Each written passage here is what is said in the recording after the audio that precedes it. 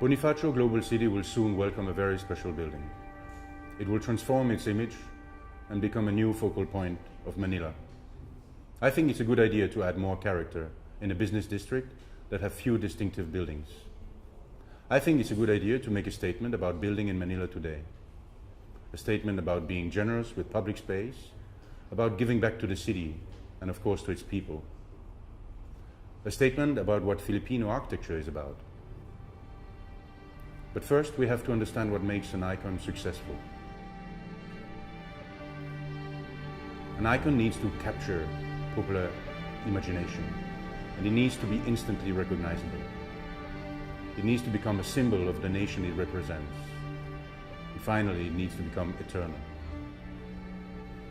Therefore, designing an icon is not just about creating a beautiful form. It's the meaning of that form, the use of the form, and how this form can become timeless. For me, the right form depends entirely on how we respond to the context, the site, the local culture, the climate, and the people. Sydney Opera or Bilbao Museum are amazing icons because of the spectacular surroundings that let them breathe and shine. In Paris, the Pyramid of the Louvre and the Great Arch were designed specifically for their size. They resolve their size perfectly, and they can only fit there. Our site is in the heart of Manila's most vibrant center.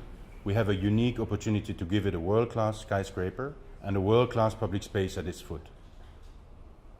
The difficulty is the challenge to exist in such a dense site, with other tall buildings so close to us. How can we stand out here? I believe it is crucial to become taller than the neighbors are. Our skyscraper needs to reach up to find some space to shine. It needs to become a significant part of the skyline of Bonifacio Global City and of Manila. To achieve the height, we positioned the public program at the base and at the top of the tower, where offices would not be efficient or offer enough daylight. By slanting the facades to merge the programs into one form, we get a steep pyramid. In the master plan as well, we need to differentiate ourselves from the surroundings. Therefore, we propose an elliptic plan. At pedestrian level, the ellipse frees up the ground floor and binds together the entire neighborhood. The ellipse ensures urban ventilation, which helps to cool and clean the air. It also ensures a minimal obstruction of the views and daylight from the surrounding residential buildings, keeping neighbors happy. The elliptic plan, combined with the pyramid, creates an elliptic cone. We call it the ICONE Tower.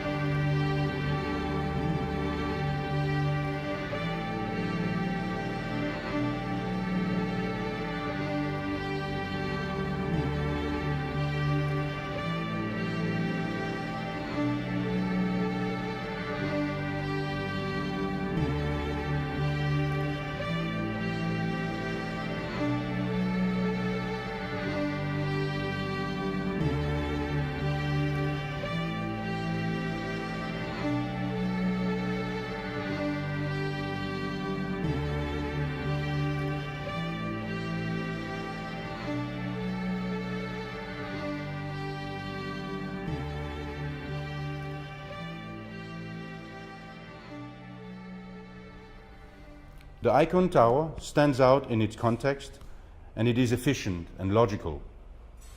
But it also has to relate to the Filipino culture. And I think one way to relate to people is by connecting and by continuing existing parts of their culture. We encountered the cone well before the site demanded it from us, in Filipino nature. An existing icon of the Philippines is the perfect cone of Mount Mayon, a majestic volcano rising in the outskirts of Manila. A pure and strong form reaching for the sky. We want to reproduce these qualities in ICONE Tower. Another major existing icon of the Philippines is the bahay kubo, the archetype of Philippine architecture. The famous Filipino architect, Bobby Manosa, showed it in his work that we can adapt the wisdom found in traditions to contemporary designs. The bahay kubo is a pyramidal form divided in 3 layers. The ICONE Tower adapts this idea to another scale.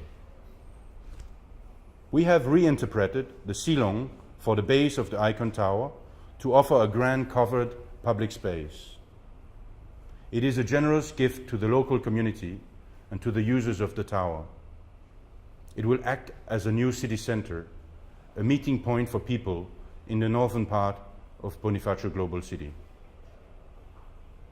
For the middle part, ICONE Tower should become an exemplary workspace with comfortable daylight, generous social spaces, access to green terraces, and atriums for larger tenants. As for the top, in our project, we make it accessible to the public as well. As an observatory located in a unique, spectacular, and spiritual space comparable to cathedrals. Manila needs a vantage point that is truly accessible to public, to laymen. The mini sky lounges and restaurants already located in the top of 5-star hotels in Manila are not destined for the broad public. ICONE Tower will offer this space to the citizens and to the tourists. Emerging above the skyline of Bonifacio Global City is a conic spire that is distinct in form and materiality from all other buildings of Manila. At day, it will shine by its transparency. At night, a large lens will project a beacon of light over Manila and its bay. It will act as a lighthouse for Manila, giving a sense of orientation and security in the sprawling city. It will remind everyone that a vast ocean surrounds the islands of the Philippines, perhaps the most defining part of Filipino identity. We call the top of the tower the Light of Manila. Besides being an observatory with spectacular views, the Light of Manila is a grand space meant to inspire and bring Filipinos together. I hope it can gather Filipinos of all religions in a shared, peaceful, spiritual emotion, an emotion created by a space designed to elevate the mind and celebrate the light itself. The ICONE Plaza around the tower is yet another generous gift to the city. And once more, it relates to something that I think lies deep in the Filipino soul, the forest. We propose it to be a dense canopy of tall, large trees, recreating beneath the shade and the ambience of a Filipino tropical forest. The dense canopy of trees also filters the views to the surrounding buildings. We do not forget popular culture or the need to be useful for people on a daily basis. Filipinos have a strong penchant for gatherings, for celebrations, and they traditionally enjoy doing those in public space. The ICONE Plaza is meant to offer protected and useful space for these popular activities. Some pavilions will cater for food and drinks, animating the plaza 24/7 and creating life in the heart of the city. Our project aims to provide an architectural response to the climate as the bahay kubo did, but also the arcades introduced by the Spanish. It is all about creating shade and shelter around the building.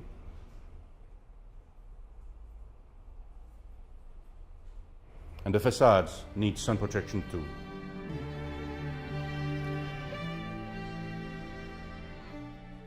The Philippines are prone to earthquakes and typhoons. The cone is the optimum form to reduce the structural cost to resist those forces. The ICONE Tower is designed to be a perfect structure. The floors span between a stepping core and an exoskeleton. The exoskeleton becomes the most expressive part of the design. It is an almost Gothic structure with arches distributing the loads. It has a very vertical expression that intensifies the celestial effect of the skyscraper, just as in cathedrals. Then there is the question of the durability of the design. The pipeline of tall buildings in Manila is full of eye-catching designs. However, true icons have to be both eye-catching and timeless. The integration to the site, the cultural relevance, and the purity of the form of ICONE Tower is likely to make it last as an eternal achievement in Manila.